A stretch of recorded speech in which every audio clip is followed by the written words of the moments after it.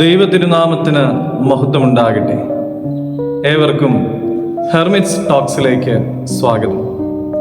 ഇത് ഹെർമിറ്റ്സ് ടോക്സിൻ്റെ 1216 ദിവസം. ഇന്ന് പുതുഞായറാഴ്ചയ്ക്ക് ശേഷം വരുന്ന ഒന്നാമത്തെ ഞായറാഴ്ചയാണ്. ഇന്നത്തെ വിശുദ്ധ ഏവൻഗേലിയോൻ ഭാഗം ശുദ്ധമുള്ള യോഹന്നാൻ 21 അധ്യായം 1 മുതൽ 14 വരെയുള്ളതായ തിരുവചന ഭാഗങ്ങളാണ്. യേശുതമ്പുരാൻ തങ്ങൾക്ക് കൽപ്പിച്ച് അനുഗ്രഹിച്ച് നൽകിയതായ ദൗത്യത്തെ മറന്നുകൊണ്ട് തങ്ങളുടെ പഴയ ജീവിതത്തിലേക്ക് തിരിച്ചു പോകുന്ന ശിഷ്യ സമൂഹത്തെയാണ് നമുക്കിവിടെ കാണുവാനായിട്ട് സാധിക്കുന്നത്.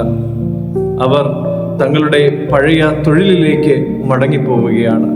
പത്രോസ് ഉൾപ്പെടെ എല്ലാവരും മീൻ പിടിക്കുവാനായിട്ട് പോയിരിക്കുന്നു. അവർ രാത്രി മുഴുവനും അധ്വാനിച്ചിട്ടും അവർക്ക് ഒന്നും തന്നെ കിട്ടിയില്ല. അവരുടെ പരിശ്രമമെല്ലാം വൃഥാവിലാകുന്ന കാഴ്ചയാണ് നമുക്കവിടെ കാണുവാനായിട്ട് സാധിക്കുക.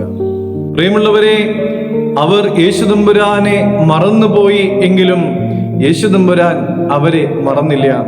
യേശുതമ്പുരാൻ അവരെ തേടി അവരുടെ അടുക്കിലേക്ക് വരുന്നതാണ് നമുക്ക് കാണുവാനായിട്ട് സാധിക്കുക. നാമും പലപ്പോഴും നമ്മുടെ വിളി എന്താണ് എന്നുള്ളത് മറന്നു പോകാറുണ്ട്.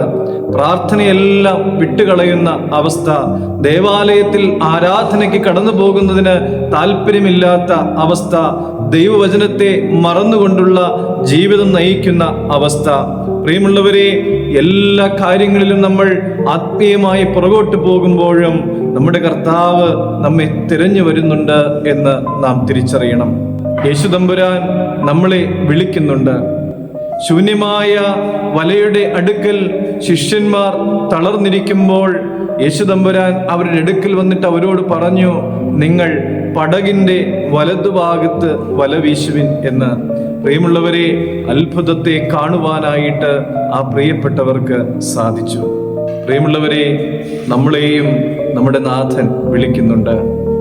ആ വിളി കേൾക്കുവാനായിട്ട് നമുക്ക് സാധിക്കണം.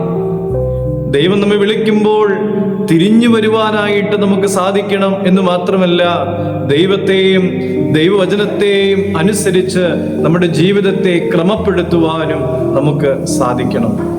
പ്രതിസന്ധികളും പ്രയാസങ്ങളും ദുഃഖങ്ങളും നെടുവീർപ്പുകളും ഒക്കെ നമ്മുടെ ജീവിതത്തെ മൂടുമ്പോൾ നമ്മുടെ നാഥൻ നമ്മുടെ അരികിലേക്ക് വരും. നമുക്കും അത്ഭുതങ്ങളെ കാണുവാനായിട്ട് സാധിക്കും. കർത്താവിന്റെ വിളിയെ തിരിച്ചറിയുവാനുള്ള ഭാഗ്യം നമുക്കെല്ലാവർക്കും ഉണ്ടാകട്ടെ എന്ന് പ്രാർത്ഥിക്കാം. ദൈവം അനുഗ്രഹിക്കട്ടെ.